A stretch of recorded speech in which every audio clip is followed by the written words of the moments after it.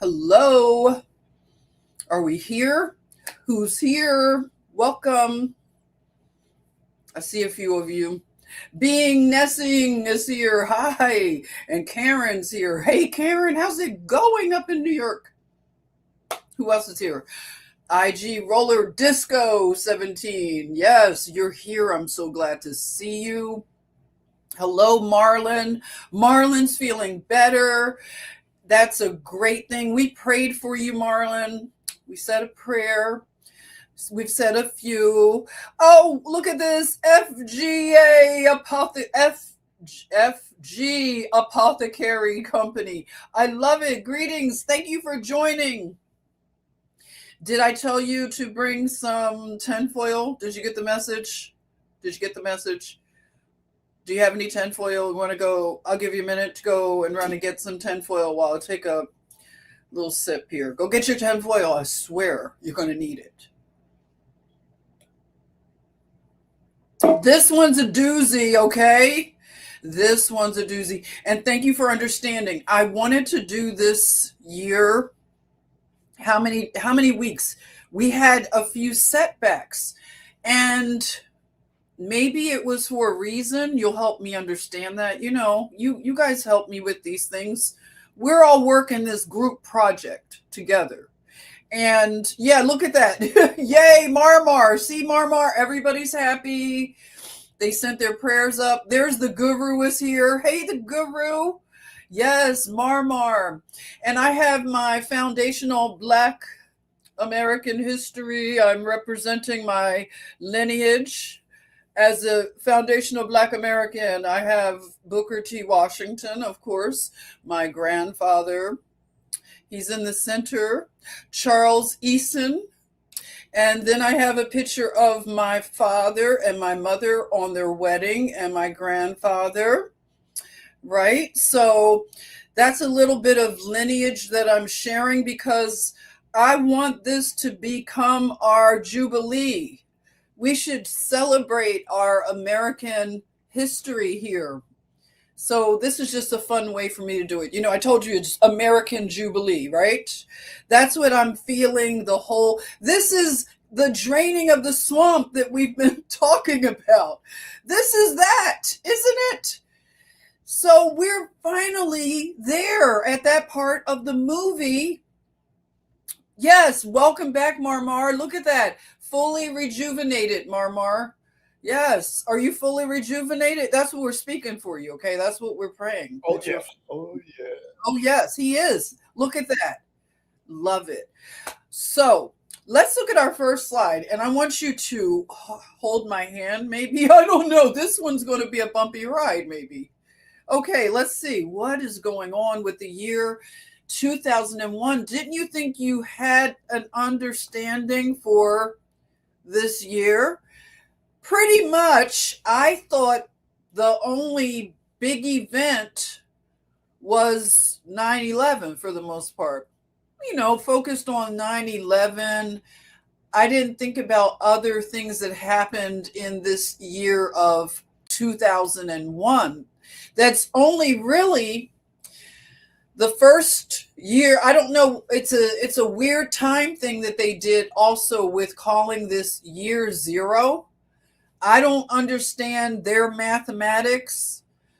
We know that they claimed that a new millennium happened the year before. And then the year before that, they had a psyop about time and how to synchronize time to the computers. And that became what we knew Y2K. And all of this is built around fear and uncertainty. And this is what we have been subject to for so long. And this retrospective helped me to see all of the psyops so far. I may have missed some, but I've tried to pay attention to the psyops, especially when there are big psyops going on. And This is a year for big psyops. If you recall our last retrospective episode 36 as well as 35, they were opening portals in Rome. Remember the various doors of Jubilee opening and closing, and another door of a Santa Maria, you know what? I'm going to mix all of them up, but you get the picture. We watched in those two previous episodes where portals were focused on, and there's something to it. The guru said Ronald Reagan Jr. is in the building. Ronald Reagan Jr. is in the building. Okay. So funny. Jokes, okay? We've got to keep this funny. That's how I've survived it. You said mofo, paper, airplanes, evil bushes. Yeah, shaking my head. Yes. So that's why this particular year feels very strange. Not just the 9/11 tragedy, but the fact that a lot of the players on the world stage, the American stage, they're still involved with operations, I'll say, for now, operations. So if you take a look at the thumbnail, I know that I'm covering Rudy Giuliani, but he's over there because he was the mayor of New York at the time. And there's a lot to do with aviation. A lot. And we have some of our superstars that were on the stage and left the stage in the same year. So I want to look at that. Let's see, did I miss anybody? If you come in, I want to say welcome. I hope you enjoy. And if you're new here, welcome. Introduce yourself. We love to have new people. And if you're watching on the rewind, a repeat, I hope you enjoy it. And please comment if you have feedback. Just be kind, please. I don't mind a disagreement. Just, word it a certain way so we can have a nice exchange. That's all. Okay, so let's look at our next slide in this episode 37. The year they say is 2001. Now, I chose to first kick off with a remark about energy. And we talk about energy a lot. Energy keeps all of our economies going. The resources of that energy have changed over the course of millennia, I'll say, since we are in a new millennium. And a lot of us have been studying I'll say, antebellum America, as well as when I had my old channel and we were doing really deep dives. Remember, we were in school and we started looking into the antediluvian civilization, which goes back to the Epic of Gilgamesh and talk of the king Nimrod, okay, King Nimrod. And he would be the first king that built the first cities that we're told the land of, what is his land? The land of Nod? I don't know. You all let me know what land Nimrod would be the king of. I forget right now. Is it Argon? I'm mixing up all my stuff. Well, I have the book, The Epic of Gilgamesh. I don't want to break it out like a big old nerd on you, but help me out. So, the Epic of Gilgamesh, I know I'm getting off on a tangent, but it really isn't a tangent for us, the ones that are loyal to the foil. Because this these years that we're about to get into with the rising Bush W, his presidency, we're about to get into some things. And remember, Hillary Clinton hasn't left the world stage yet because of John F. Kennedy Jr.'s death in a plane crash, which is interesting, plane crash. So he died in a plane crash, and that opened up the pathway for Hillary Clinton to take a Senate seat in New York, which she wasn't attached in any, like, right? Did she have a residency for a long time in New York? I think this was just a pathway to power. And we know how power hungry Hillary Clinton continues to be. Not was, but is. And now we have Hillary Clinton with her sights on the White House. We can see her navigating how she did this. Very crafty woman. So she becomes a senator, New York senator, and then she's later, we know she's going to become the what is it, the State Department, whatever. Remind me what her title was. But we're going to focus on this timeline of Hillary Clinton, the senator, who came into power because JFK Jr. died in a plane crash. So that we'll talk later as we unwind. We'll get into more of Gilgamesh, Hillary Clinton, Iraq, Iran, which is ancient Persia, and we know Iraq is ancient Persia. What is ancient Iraq again? Remind me, please. Welcome. Well, we have some new people. I see. Oh, Beth, welcome. I see you. And David Duffy. Hey, David, welcome. Thanks for joining. He's saying hi to you, Marlon. So in Wyoming, Shikar, hey there. Can anybody remind me what ancient Iraq is? I remember ancient Iran is Persia. Hey there, Beth. Yes, Karen. Hillary was Secretary of State. Yes. Okay. So the talk of this timeline is about energy. So I'm going to get back to that.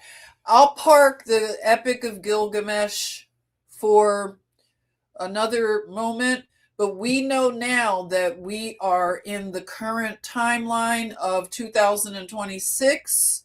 We're checking into this particular timeline and looking in a retrospective, and we now see Hillary Clinton is still in, like I said, on the stage.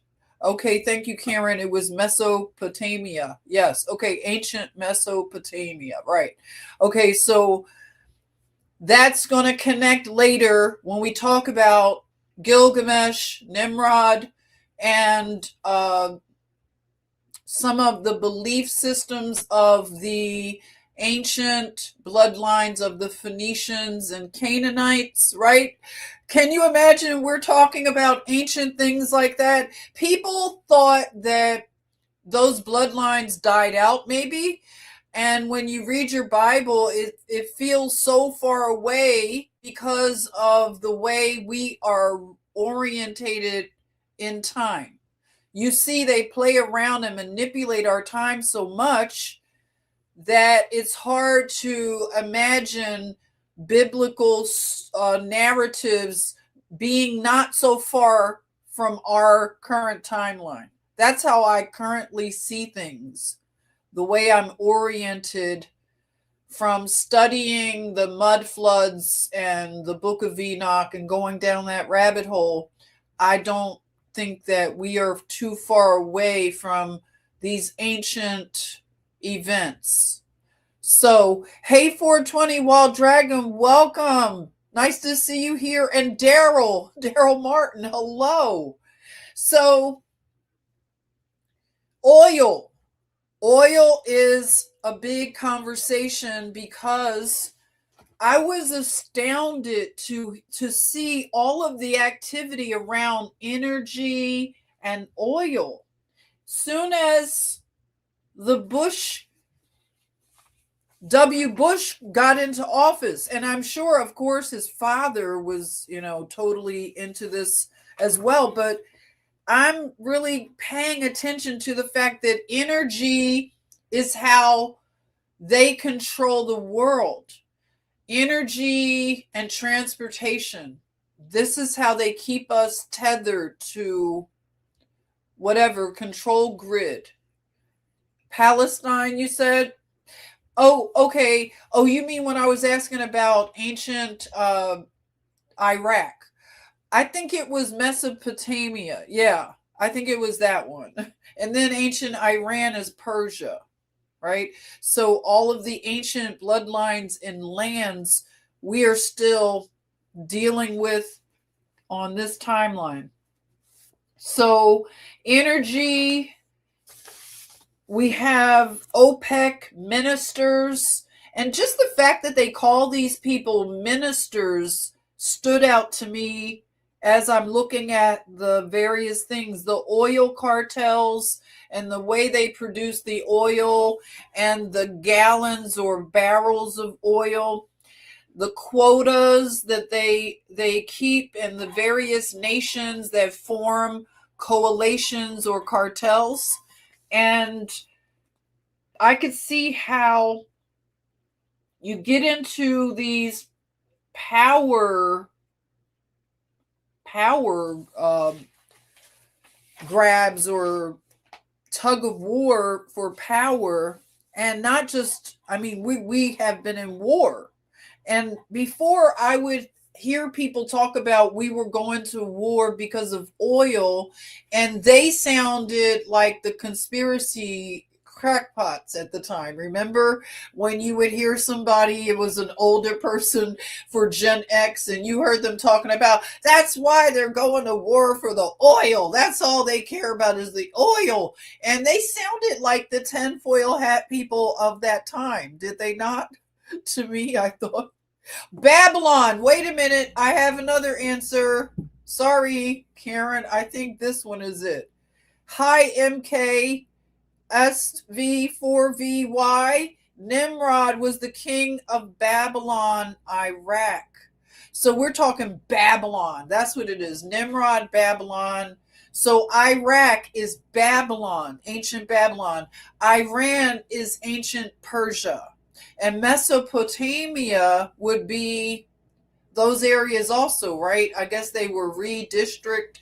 I don't know right now, but I'm going to do a deep dive, another one, and get into that when we get to that point of the rewind. So we talk about crude oil. And here in America, we have a lot of oil resources.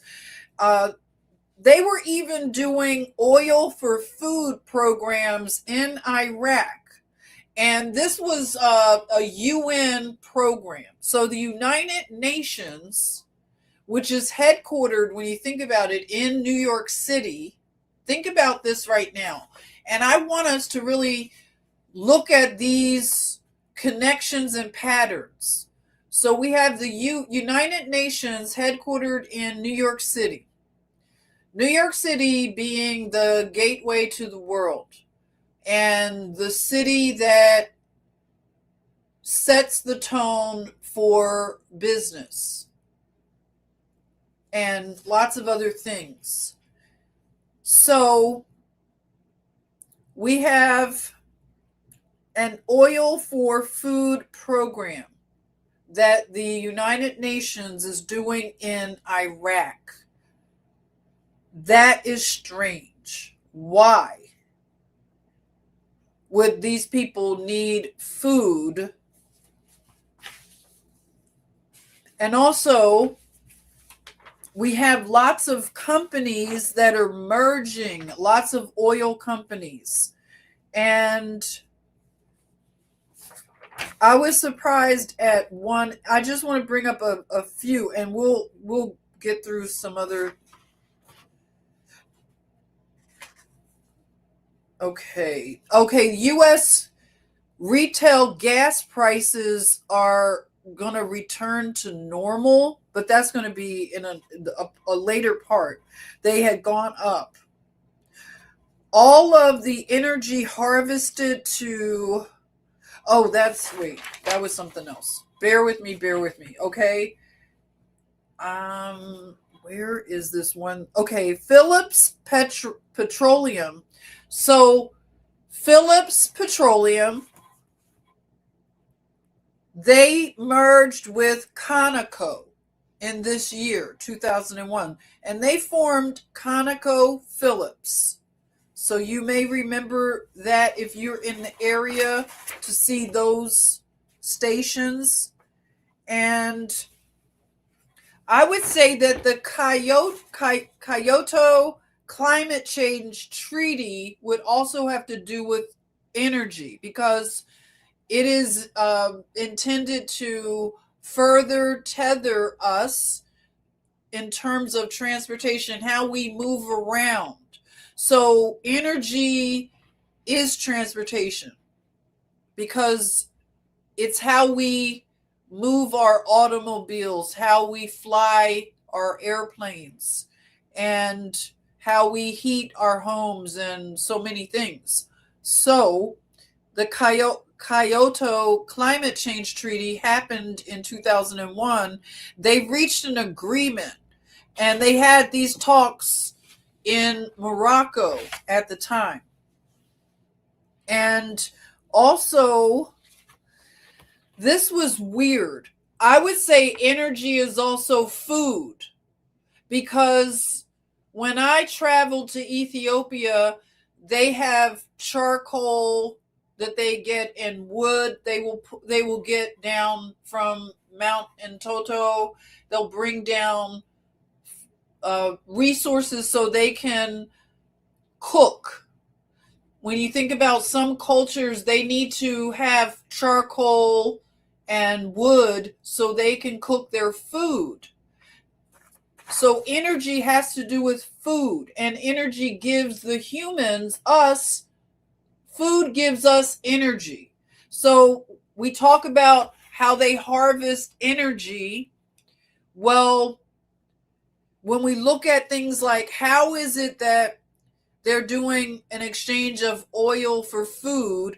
And also in 2001, the Red Cross announced a famine in Tajikistan and Uzbekistan. And the thing about those stands, those countries that have stand in them, a lot of them got together and formed a coalition so they could have some power over their oil resources and reserves. So it's a lot of things that I'm wondering, how is it that they could have a famine in these areas? It seems to be created. Also, there was an approval to allow Chevron to buy Texaco. So we looked at ConocoPhillips. Now we have Chevron buying Texaco. And it's a lot of things going on with these particular companies and mergers and things. That might be the last one I want to deal with right now. Saudi Arabia. Now, we're going to talk a little bit about Saudi Arabia, and them being the ones that really are known for the oil sheiks and things like that.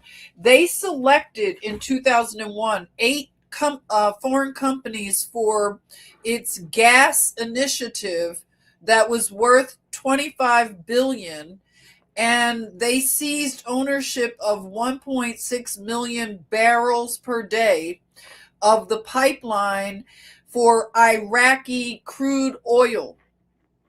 Now think about that. 1.6 million barrels a day coming out of the Iraqi pipeline, crude oil. So Bush and Cheney, Dick Cheney being our vice president because George Bush was inaugurated. So Bush and Cheney, they officially called for more energy. So what is that about? They are calling out, verbalizing more energy. So something, I'm looking at this as a real, it helps me now to see these events in a different context. Also, I want to say that Jeb Bush, you could go to the next slide. I'll read it. It's something that W's brother did. Next slide, please.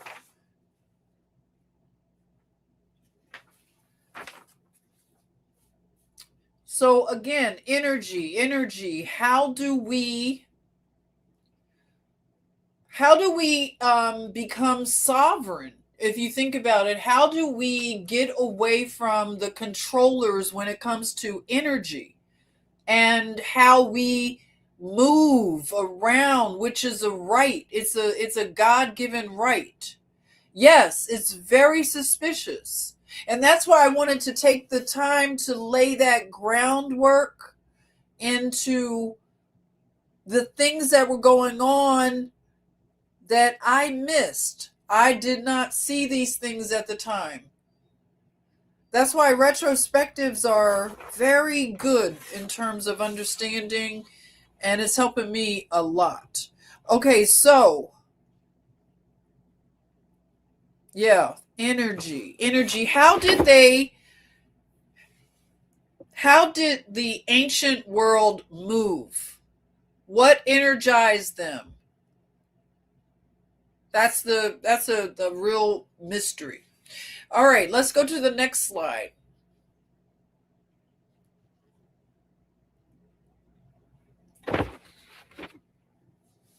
So in the year 2001, let me tell you about a little trick, because we like to keep up with the time manipulations that happen. So check this out. And please share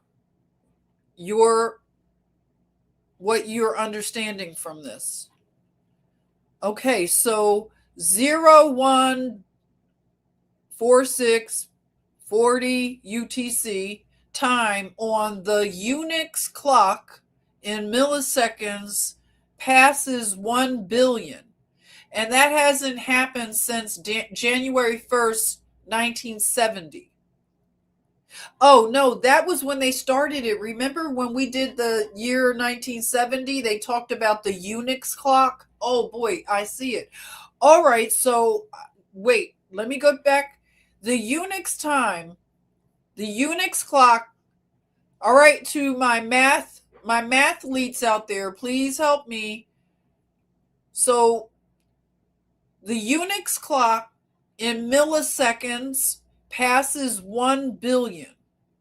And this is since January 1st, 1970. And when it passed 1 billion, it was recognized as zero time. And that's strange. Zero time. I think it's a lot to decode from that, and I need my mathletes and decoders to help me. What is zero time, and why did they have to do that in the year 2001? Those are the questions I have, and my tinfoil is starting to run low. Next slide, please.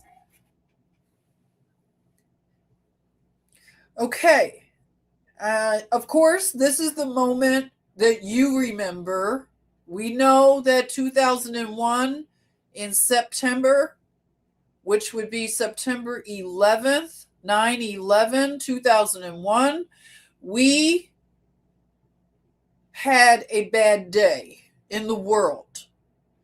This was the first time, I would say, in real time, next to the assassination of President John F. Kennedy, this would be the next global event that would shake the people in such a way. And I would say this would be the first time for us that trauma, something so traumatic, was televised in a loop of 24 hours. And I stayed glued to the coverage of 9/11. How about you? Were you able to peel away, or were you set on the TV? CNN in particular would be where I was tuning in, and it was just nonstop coverage. I did not want to miss anything. But it wasn't about missing anything. It was truly a loop of continual trauma. And it affected me in ways that, wow, it would take a long time to explain. And I bet you all have similar stories. So we have Dick Cheney, who looks like the most evil ghoul around. I mean, this guy, my goodness. Then we have President Bush reading a book to students when his advisor came and leaned in to tell him what happened. And his acting was a bit less than Oscar worthy. Is that okay to say, allegedly, in my opinion?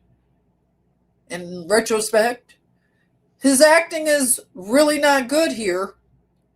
And now that we're talking about Epstein, and we know about a piece of art, Epstein has, or had, or has, I don't know, what tense should I use with Epstein? Do I have enough foil? So Epstein, he loved art as well as other things. His art was really very dark and degenerate. He had a picture of Clinton. We saw the blue dress. So he liked to poke fun at powerful men. All about control. To control powerful men makes you even more powerful, right? So now we're reviewing how powerful Epstein was in these operations of blackmail and intrigue, honeypot operations at a high level, as well as trafficking and everything you can imagine that is ancient Phoenician, Canaanite practices. So we have George Bush sitting on the floor like a little boy, giddy with a paper airplane and some blocks that are knocked over. So why would Epstein have this art? What do you think this art was all about? Was he trolling these men because he had blackmail on them, so now he could just treat them bad and further control them? I'm just thinking. So we have 9/11 with all the horror of that day and what followed. It was truly a nightmare for our nation as well as the world that viewed these horrific events. And for you New Yorkers, I know you are some strong people. My heart was just so broken for the New Yorkers and what they had to endure. Just unreal. I can't imagine. And I know it changed people. Just like 2020 changed people. We see that. Some people are broken and will never be back to where they were. 2020 really broke them. The COVID-19. And that was another big marker in PSYOP events, that the Canaanites, these ancient Phoenicians, or whatever you want to call them, Baal worshippers, they've been doing this stuff for thousands of years. And it's getting old. So old and ancient that enough people have come online to understand this. At this point, the jig is truly up. The jig is up. And this is the moment in the timeline that many of us were waiting for. Many people wished that they could live to witness this timeline. A lot of people, they paid a price. When I think about some people like Rob Skiva, did I say it right? You know what I'm talking. Rob Skiva. He paid a high price, as well as others. I think about Pastor, what's his name? The Pastor Darby, that he was paying a high price to expose the Black Boule. Hey, MK, you said 9/11 saw first plane. Oh, you did? Oh, no. You saw the first plane as you were leaving for work. Second plane, you were parking. Oh, no. We had a TV on for coworkers in a separate room. Oh, boy. Yes, everybody can recall where they were on that day in details. I bet you remember what you were wearing. Karen says, yes, indeed, I remember that day vividly. Exactly. Yes, we do. Gaslighting. Yes, gas and lighting. Yes. So let's look at the next slide. What do we have?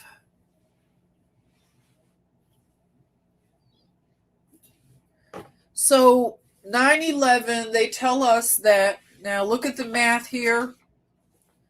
This is the narrative, just to refresh what they've told us happened. All right, they said that the first plane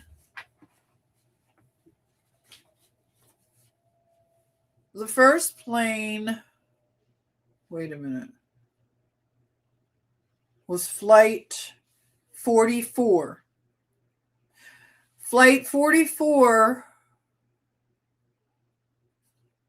no, 44 people. United Flight 175. If I'm not right with the details, please forgive me and correct me. So the first flight crashed into a Pennsylvania field. And they say 44 people were aboard that perished. And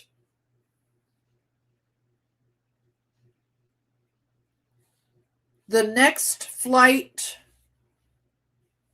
was the flight that crashed into the Pentagon. Yes, people, they're telling us that an airplane was able to go through a building, several buildings, but now we are to believe that an airplane was able to actually penetrate the Pentagon and go right in, and I guess knock some people right out of their desks. Come on, people. What are we looking at here? And the one that crashed in the field here, what are we looking at? Look at this crash site. What is this? This is unbelievable to look at, and just as we are now outside of the fear frequency of it, to look at it now and just the narrative. So 125 people, they said, perished with the Pentagon airplane. Then the two planes that crashed into the New York World Trade Towers, a combined 2,606 people perished going into the two buildings, cutting through the buildings like butter, like a butter knife, just going right in. Airplane going right into the steel, right? Okay. And we're looking at a total, they say that day, a total of 2,775 people perished. If my math is keeping up with the narrative. But wait, that's not all, folks. We had another few crashes. Aviation took a big hit. No pun intended. Really, it's a terrible thing. I love aviation a lot. When I think about what happened to the industry, the international aviation industry took a real massive loss of trust for one, as well as loss of just revenue, because the airline did have to shut down the airspace for a bit, and they resumed airline travel right away. It didn't take long at all. But there was also the crash. Oh, I want to talk about the flight. This would be the United Flight 93. So that was the first flight. The Pennsylvania Field was United Flight 93, and it was 44 on board. Next slide.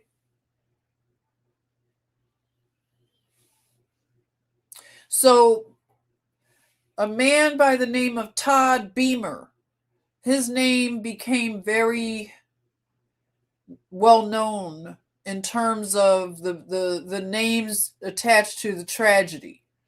So Todd Beamer was a courageous man who, and this is the interesting part, and I didn't want to get into the details too much, but they made phone calls to family, some of them, and were able to talk to their people. And, one last time, I know a lot of people wonder, how were they able to make phone calls at that time of our technology? I don't know. I can't answer that right now. But the narrative is that Todd Beamer was the one that said, let's roll, and tried to take down the hijackers, and that wasn't possible. So they crashed into the field in Pennsylvania. Everybody died on board. Now, his wife, Lisa Beamer, wrote a book called Let's Roll, and you can see his children that he left behind. What is also interesting about this narrative about Todd Beamer is that there were a couple of mementos that were left behind that survived, and one was a card.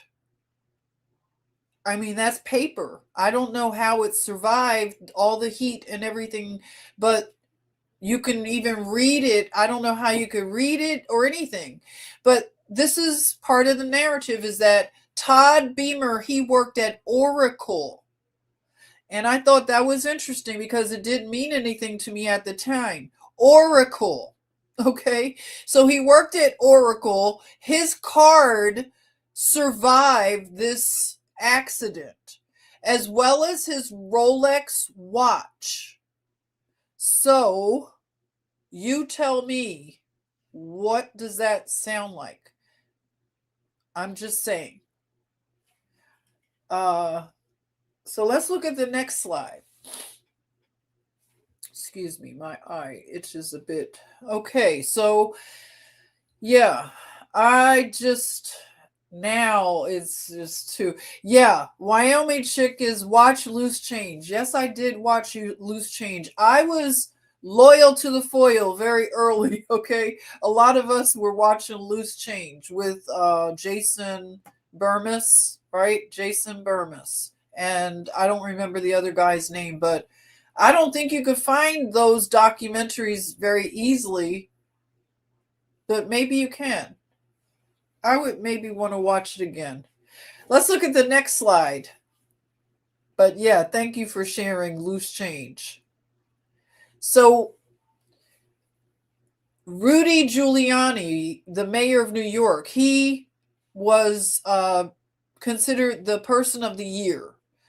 So, a lot of heroic archetypes, you could say. He was the mayor that showed strength for New York and gave New York a really good face in terms of bringing people together and showing strength in a tragedy. So he won that title, and he was just a hero to all, at that moment he represented. Next slide. Now, previous President Clinton, this is interesting. In 2001, he recognized officially the Lewis and Clark expedition. And Sacagawea, Princess Sacagawea, who I want to look into a bit more. These paintings of Lewis and Clark and Sacagawea, I'll just say this. I don't think they look like that, especially Sacagawea. But we don't have to get into that right now. I don't want to take too much time out because I could cover that at another time. Pocahontas, Sacagawea, and people like that. We've been given a Disney World outlook, and these paintings don't do any help, because the weird thing about a lot of these paintings, a lot of them could have taken photographs because cameras were available when they chose to do these weird paintings. And how did they do these paintings? And they would cover a whole war, all the various parts of the world, the war. Somebody's painting oh, you stay there, wait a minute, keep the pose. And he's like, okay, wait a minute, okay, yeah, put the knife in now. What is this? Everything feels like they're playing in our face. So we're to believe that all of this artwork is 100% historically correct? This is such a joke. So the Lewis and Clark expedition was honored by Bill Clinton and their female guide, Sacagawea. And there's something to it, I know. And like I said, I'm going to put a pin in it, and I'm going to look into the whole Lewis and Clark expedition and what that was all about. So let's look at the next slide. Have you ever gone on a tour of the Lewis and Clark? I know I drove across America a couple of times or two, probably 3 or 4 across America. And I saw signs one time for Lewis and Clark, something, maybe the beginning of the trail, but I'm not sure. Have you done it? If anybody has, let me know. All right, so remember when we sat in on Richard Gage's live stream? I know Karen did, maybe Tina, maybe also Sean. I invited everyone to come and listen in on Richard Gage's live stream a couple of years ago. Richard Gage is an architect. If you don't know his name, he and his wife, they do amazing work when it comes to 9/11. Again, Richard Gage is an architect, the perfect person to debunk the narrative. And it's astounding what you will learn if you listen to any Richard Gage. You can go on YouTube here and look up some vintage Richard Gage. You could go on X and you can follow his account. He keeps you up to date on the progress of holding people accountable for the crime of 9/11, or the crimes, I'll say, various crimes under one umbrella. So Richard Gage has also done, when we listened in, if you remember, Karen, I think even Juan may have listened in on that live stream.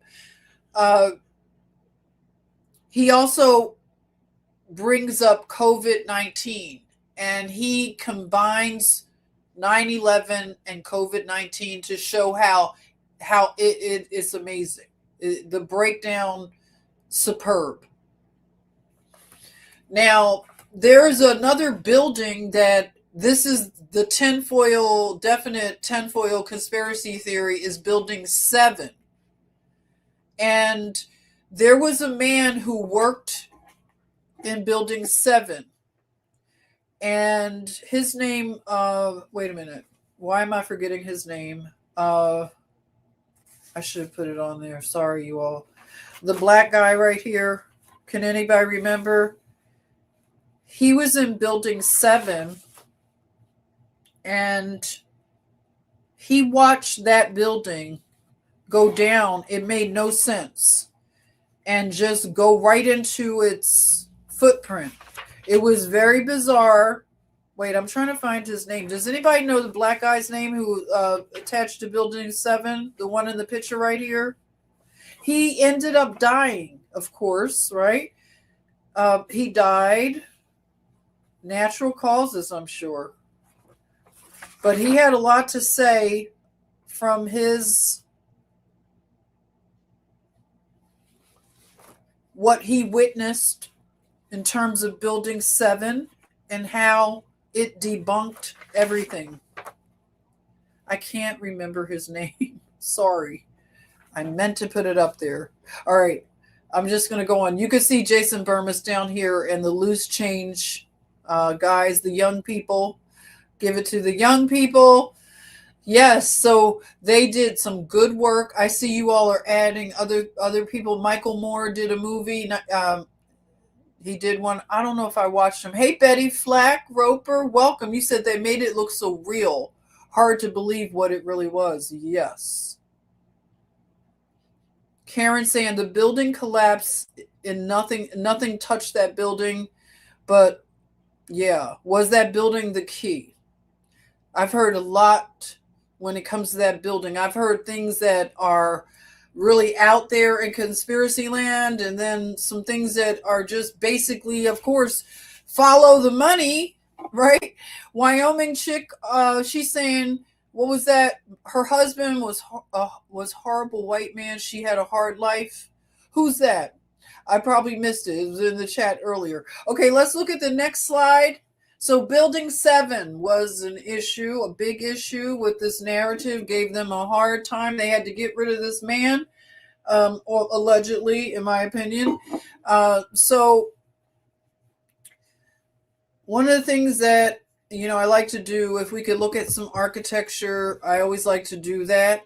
When we look at the National Cathedral in Washington, D.C., a really beautiful old world piece of architecture. So during this time, they had the largest outpouring of people for a national prayer service because of 9/11. So this would have been the largest that they had historically to have a vigil of this type. And I would say that they harvested a lot of energy that day in the nation's capital. I have been inside the National Cathedral. It is amazing, the beauty. Really something else. Have you been inside? Anybody here? Have you had an opportunity to go inside the National Cathedral? Karen saying, oh, you said Sacagawea, not spelled right. Oh, yeah, it's a weird spelling, right? All right, next slide. Let's see what else. So we have the National Prayer Vigil, largest vigil in that cathedral. And we had another guy who wanted to get in on the aviation trauma, fear frequency. So we have the shoe bomber. Do you remember the shoe bomber? It's so goofy to think about it now. It's really cringe to think that somebody, it's almost like the meep, like the Acme and the Wile E. Coyote going and buying a pair of shoes that have bombs inside of them. Are you serious? So we had a guy that got on a plane with his shoes were all decked out with explosives. That's what happened, right? And now we're supposed to, I think it was his fault. I think we could put it on him as to why we have to take our shoes off at the airport. So you can thank this goober right here. His name is Reed. Can you believe it? Sorry, Reed family. But his name is Richard Reed. Kind of like Dick Cheney, huh? So Richard Reed wants to get on an airplane with these shoes that exploded. And now we have to take our shoes off unless you go through global whatever entry and you pay the extra money. You don't have to take your shoes off. Of course, you have to bring socks and put them in your bag. Thank you very much, Richard. Lame Richard. Next slide. That happened, can you believe it? In 2001. Richard does a shoe bomb. Wow. Read the room, Richard. Okay, so we also have a resuming of the Concorde supersonic SST, is what I used to call it as a kid. So they resumed commercial flights of the Concorde supersonic airline in the year 2001. Interesting, right? Why not? Next slide. Just a little aviation interesting stuff. So when we talk about energy, we can talk about Enron. And you remember Enron and all of the talk of Enron. So Enron went under in 2001. They filed Chapter 11 bankruptcy in the Southern District of New York. What a hot Southern District. That New York Southern District is something else. So yeah, Enron, they filed Chapter 11. Also, Ocean's 11 came out. 11. So we had Ocean's 11 came out. Didn't Bernie Mac play in that one? Yeah, Bernie Mac. What a name. Okay. So Enron, you're out of here. These were the people that had gold toilets, right, for their dogs and I don't know, gold trash cans. They were making so much money. It was boring after a while. That's how much corruption and stealing these guys did. The money didn't mean anything. You just burn it up. It's literal paper at that point. They were stealing so much. They make the Somalis look like they were just practicing, huh? All right, next slide. So we had a lot of benefit things, a lot of patriotism. And you know what? I'm looking at this patriotism now, and it's just, I don't know, everything feels weird about this timeline. I'm all for patriotism. In fact, I feel very patriotic right now, and I think patriotism serves a good cause for a nation. And the way they did the patriotism around this time, it makes me wonder now. We had the Patriot Act come about. We had the Department of Homeland Security was formed. So the Patriot Act, the Homeland Security, Bush was telling us to go out and shop. Remember that? He said, go out and shop and stimulate the economy. I mean, they didn't care how it sounded. You remember that? Go out and buy some freedom fries. Remember, everything was like renamed in a patriotic way. You couldn't say French fries because the French were like communists or something. What, aren't they like supposed to be into socialism? So no, it's not French fries. We have freedom fries. Go out there and get some freedom fries. And go out to the Home Depot and buy some tape and things for your windows. I don't know what.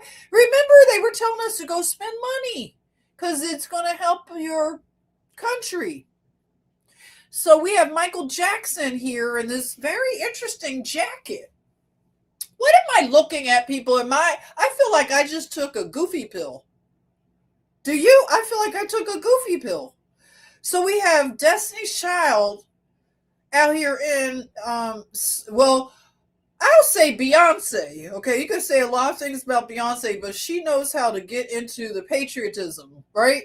That's her whole like thing right now. She is Yankee Doodle Dandy, and she goes in and out of that. I've seen her represent the red, white, and blue before, but she got into the hokey African thing for a while. She was doing that just weird, for a while. She wanted us to get into the whole. I see what Beyonce's been up to, okay? Whoever's puppeteering her. But, she was trying to stare the foundational Black Americans down that African road, which it really did us a disservice in terms of our identity and finding our identity finally. But that's okay. It didn't work. She came back to being a foundational Black American and put on her nice patriotic stuff for her Renaissance tour, right? She was all in the American flag, so I have to give her some credit. So we have Destiny's Child. Destiny's Child. Beyonce was just coming into the whole, I guess, wow. Okay, I'm not going to get ahead of myself, but I just thought about something. I thought about something, a little connection, but we'll wait. We'll wait. So we have Destiny's Child in the wings. They're waiting for their time. They want to ascend up to the heavens to be a star, superstar, right? So they're waiting in the wings in their nice patriotic clothes. We have Michael Jackson, the king of pop, and he's in patriotic garb, and we see an eagle on his jacket.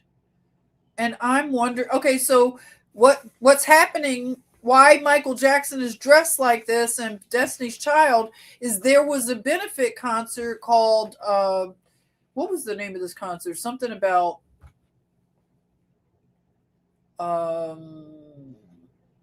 do you remember the name of the benefit concert? I had it here. I know you're like, you always have it, you never remember. I'm sorry. It's called United We Stand. United We Stand was at the RFK Stadium in Washington, D.C. And Michael Jackson was the headliner of this United We Stand. They don't do these concerts anymore. I mean, it would have been nice to do something right after 2020, the whole pandemic, and then I don't know. What do you think? They don't do this anymore. Like, not that I notice. That's the thing. They might do this stuff, but they don't make good stars anymore. I don't know. It's just now that Michael Jackson and Whitney and everybody have left the stage, it's hard to get excited about anything anymore. It's just it's boring. Next slide. They haven't made any new stars. That's why you know that it's their end. It's over. So, okay. This will make you feel like you took goofballs pills. Winona Ryder, a sweetheart of Generation X, she was a little sticky fingered in Beverly Hills. She's in Beverly Hills stealing things. And she was stealing $5,000 worth of stuff in a store and got arrested. So that's weird. I don't know why she was doing that. But yeah, there you are. Next slide. Winona Ryder. So now we have Angelina Jolie becoming an ambassador for the United Nations. Weird, huh? And you have to think about Angelina Jolie around this time. She was doing a lot of the, I don't know, these kind of movies where she's a super feminist heroine. Um, and she was really into those roles. And yeah, so she becomes a UN ambassador.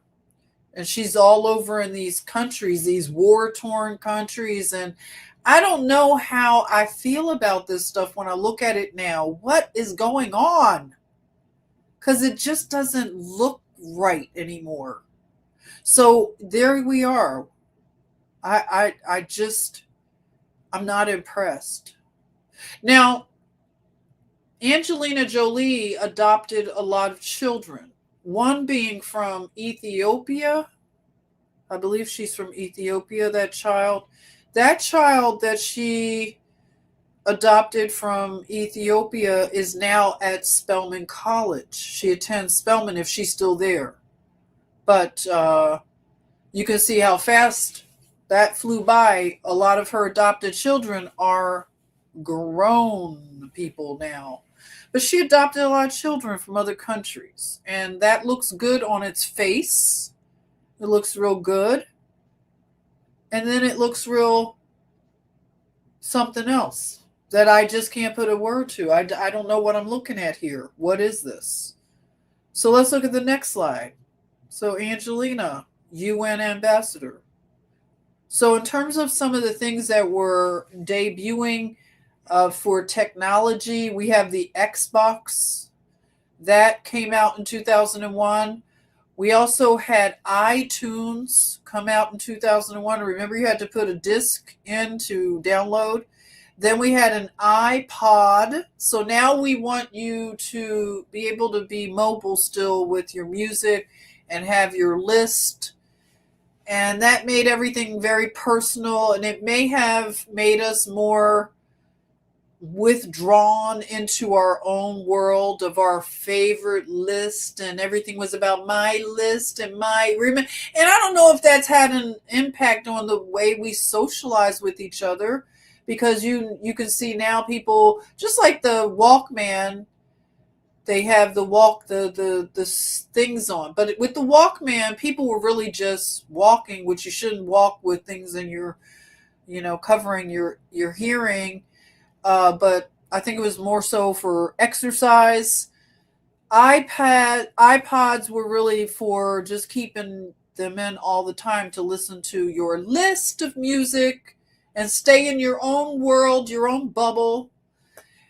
Also, this was the year that the Idol franchise began, and Simon Cowell became the judge supreme of the Idol franchise. And that's interesting that we had this Idol franchise that grew in America with the American Idol. It started over in England, but it always bothered me to say American Idol. Idol worship very proudly in the open.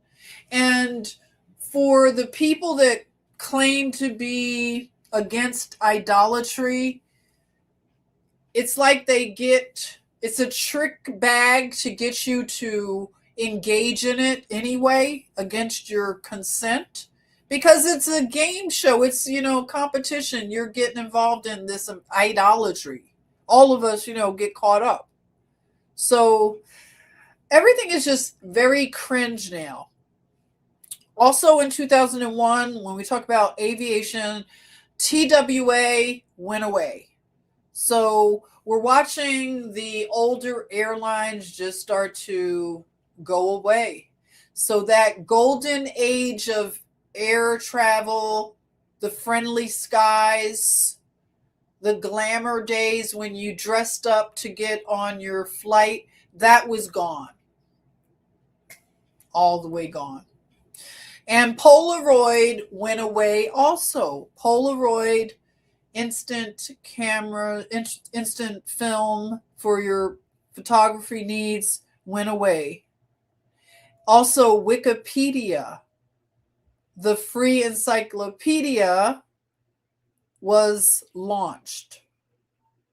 So, those are interesting things to happen in 2001. What do you think? She played Salt, right? The guru. Jolie played Salt. Yes. So let's look at the next slide. What else is going on in this wacky year? All right. So this is the year that Kwame Brown was drafted to the Washington Wizards, where he played with Michael Jordan.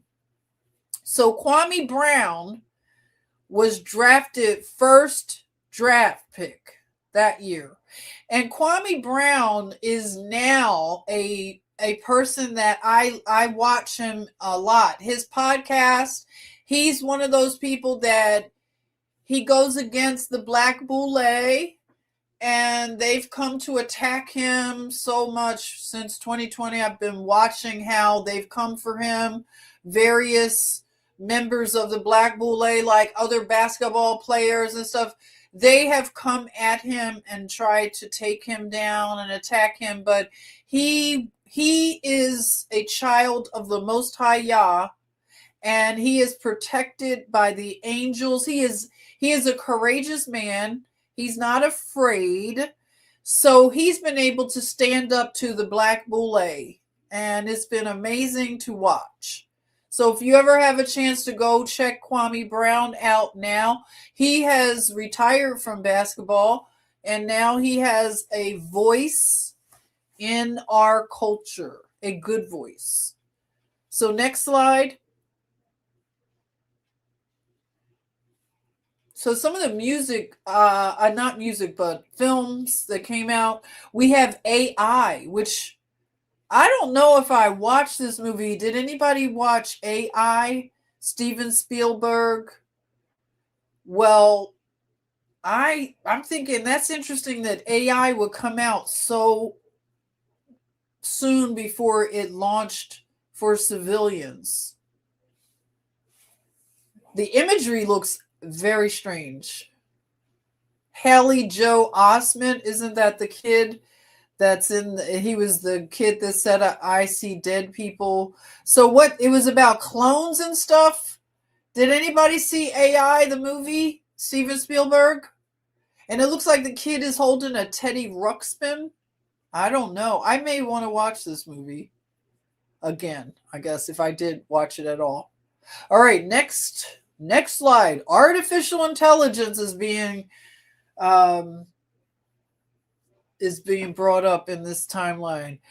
We also have the television show 24 with Kiefer Sutherland. And I know the guru used to have a weekly get-together with his friends, and they'd have nice food offerings and get together and watch 24. It was that good that you'd want to group watch it. Now, isn't that interesting that 24 started in this year? Also, Donnie Darko, the movie, also premiered in 2001. Donnie Darko. What do you know about that movie? Also, Harry Potter, the Sorcerer's Stone, and also it was called the Philosopher's Stone in some markets and the Sorcerer's Stone in other markets. I don't know why they chose to have two names, but it's strange, right? So Harry Potter, the Philosopher's Stone. What else do we have? Next slide.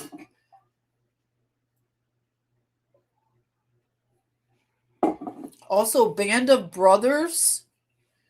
And I'm thinking, to have a movie like that of war and just this constant trauma loop, it's no wonder that we have so many, mental disorders due to trauma. it's just really just a lot of trauma enforcement and having trauma to also connect us. That's the way that it's the trauma bonding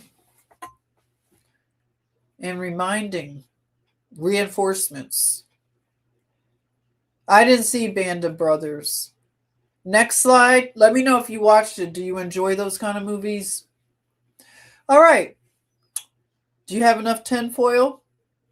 All righty. Ready? Let's go here. So in 2001, we have Jay-Z collaborating with R. Kelly. And they did a video to a song collaboration, Fiesta. And if you go to any of the back channels and maybe mainstream sources, I'm not sure if it's been confirmed through normie channels yet, which a lot is now. Let me know, anybody, because it's a lot to keep up with. But I have been seeing people comment that the video was filmed on Epstein Island. Has anybody heard that? The video for Jay-Z and R. Kelly's song Fiesta being filmed on Epstein Island. Anybody? Because that's a real head scratcher. I'm just saying. And when we look at the timeline today and the talk of Jay-Z and the Epstein files, as well as R. Kelly, who is now in prison, and the very young child that was featured in a video that was passed around, of a hard copy video passed around. This is before the internet. You could do a lot of the sharing. So this video, or DVD, I'll say, was burned and sent all around high school children, because I remember some cousins of mine in Los Angeles, many of those CDs were being distributed in the high school of this young girl being peed on, urinated on by R. Kelly. And this video, the girl in the video has now published a book about it. And she's now making the rounds talking about her book and her experience with R. Kelly. So who would have thought that we would now be circling around and that young child, that girl, would now be an adult woman who wrote a book about her experience with R. Kelly, who is now in prison. So I just want to say that the timeline is not linear at all. Okay, so what you're looking at in the picture here is Dame Dash. You can see Dame Dash in there, and Jay-Z, and a lot of pretty women and men, and they're having, like, it looks like a party that you would think of Gilgamesh and Nimrod. And who is Nimrod? Gilgamesh and Nimrod, same guy, right? But you think of Dionysus, who is also, they say, you know, they have the different names for the same entity. So Gilgamesh, Nimrod, Dionysus, they believe are the same people or entity. And this video, Fiesta, gives you that feel of a Dionysus and some of those ancient Canaanite practices of festivals, parties, lots of women and orgies and things like that. Why not pick a place like Epstein Island?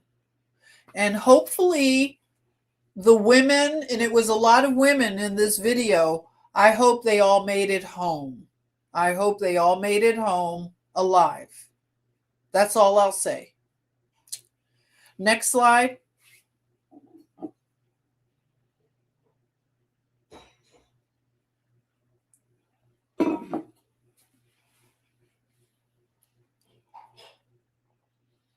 Oh, back to Band of Brothers. Tom Hanks was in it, by the way. All right, so we're looking at more of the Jay-Z information in the year 2001. So you see Diddy there looking like a gatekeeper, looking like the Black Epstein, if you may. He allegedly is a matchmaker. He's quite the Cupid matchmaker. He puts people together. They say he's a real successful matchmaker, I guess. So he puts people on to other people, and this keeps a nice network going of control, I would say. So you have Aaliyah, the up and coming. Well, she was, I would say, getting pretty established, but her ascent was, she was right there, going up, up, up. And her ascent was cut short in a plane crash, much like JFK Jr. She died in a plane crash, small plane, taking off from the Bahamas. They claimed that it was a balance and weight issue, as well as maybe cocaine. The pilot might have had a little snow issue. But she was a woman who was passed around in this industry, from R. Kelly to Jay-Z to Dame Dash to maybe Diddy, it's been said. I guess they all take a turn, maybe. I don't know. It's a very unfortunate thing when you look at what happens with women as well as men. The price of fame and fortune. So Aaliyah, being very young when she came into this industry, and around these vipers, these vampires. I listened to a guy from Philly called Jamel Peterson. He calls them freak off vampires. So, yeah, they're freak off vampires. I think that's the perfect name for them. And when they get these women in the freak offs, then the women become freak off vampires. And, you know, Aaliyah was in a movie called Queen of the Dam. And strangely enough, it came out after she died. So she dies in 2001. The movie comes out in 2002 called Queen of the Dam, where she is a vampire eating hearts right out of people's chests. Next slide. So she plays this ancient queen that comes to life. Very interesting. You think of a reanimation chamber. You think of Gilgamesh. I keep messing around with the Gilgamesh timeline. I'm not going to go there yet, but we're going to go there soon. So you have Gilgamesh, reanimation. And this character she plays reanimates and comes back into this realm, and she has a thirst for blood and hearts and all kinds of, she's a man-eater, baby.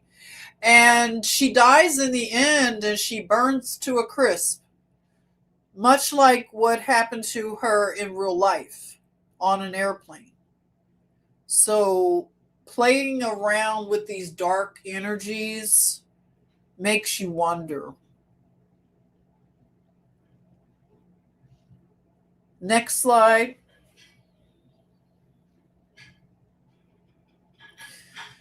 So not only did Jay-Z do the song Fiesta, Best of Both Worlds with R. Kelly, he also put out the blueprint, The Gift and the Curse. So the blueprint for Jay-Z fans is one of his just seminal pieces of work. And yeah, the blueprint, interesting words. He picks interesting words, period. So let's look at the next slide. I just want you to look at an old picture that somebody thought was odd from the 1800s. So it's in New York, looks like Harlem Renaissance maybe. Oh no, maybe not Harlem, maybe before Harlem Renaissance. We're talking maybe, I don't know, maybe it is around that time. Well, whatever's going on, some people think that this man is Jay-Z, that he might be a vampire. I don't know. Allegedly, some people think he might be a vampire. I don't know. What is going on? This guy looks just like Jay-Z in the picture, right? Does he to you? I think this is, I don't know what year this is from. Maybe turn of the century. I'm looking at the clothing and I can't tell. Well, I don't know. It's very interesting stuff. Next slide. Do I have another? Let's see. Whew, excuse me, you guys. Oh, then we have Kylie Minogue. Kylie Minogue with her song, I Can't Get You Out of My Head. I didn't want to play it because if I do, I'm not going to get it out of my head. It was one of those songs they call an earworm that does not get out of your head easily. So Kylie Minogue having a song that is an earworm entitled I Can't Get You Out of My Head. Can't Get You Out of My Head. 2001. Interesting to me. And then, oh, did I say the blueprint was the album of the year, 2001. I forgot to mention that. Oh, no. Back up. Hold it. If you have just a little bit of tinfoil left. Blueprint was released on September 11th. That's what it was. Blueprint was released on September the 11th of 2001. Imagine that. And Fiesta with R. Kelly and Jay-Z, which possibly was filmed on Epstein Island, was the song of the year. Imagine that. The song of the year for 2001, where we had 9/11 and all that stuff happen, was a song called Fiesta by R. Kelly and Jay-Z that could have possibly allegedly been filmed on Epstein Island. And on that note, I'm out. Love you all. I'm going to have to just take it down a notch because you could take it back to that slide. You go, that's it. Keep it on that one. Thank you. Right there. All right, everybody. I want you to help me if you got any decodes. That was from the 1800s. Okay. It's a lot more that I could talk about. I think that was enough. We invaded Afghanistan, by the way, for 9/11. Although they told us that the hijackers came out of Saudi Arabia, but we went into Afghanistan. On that note, I'm out. Take care. Love you all. Thank you for tuning in. I'm going to be back with the next rewind. I'll keep you posted.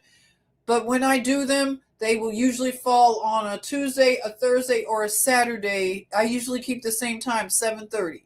So I'll keep you posted with the next one, which will be 2002. And wow, I am just at a loss for words with this 2001 retrospective because, like I said, 2001, I really spiraled.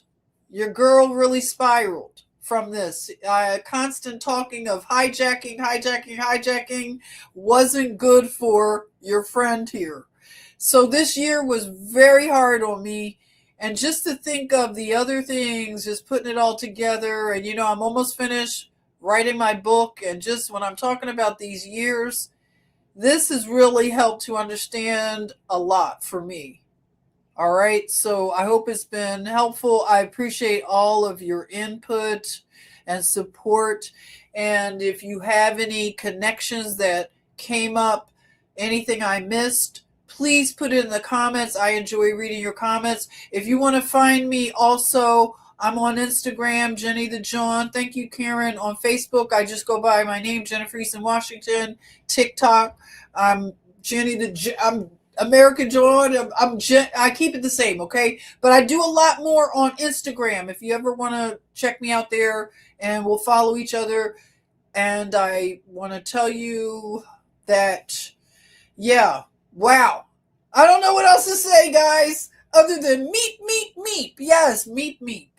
Wonderful days we are living in. We are in for a great jubilee, like I said. Start sharing your American history, your stories of your family, like I'm sharing right here, my bloodline. I'm going to be doing a lot more with just creative ways to celebrate. This is the 250th birthday coming up for America, and I hope and pray we will all, especially all of us, have a great jubilee and walk into a table prepared for you by the Most High Yah. So lean into the Most High Yah and everything is fine. Just eat your popcorn. Don't worry. Don't get scared. Don't stay in any fear frequency. Stay away from the fearful. Stay away from their narratives. Okay? All right. Love you. Take care. Bye-bye.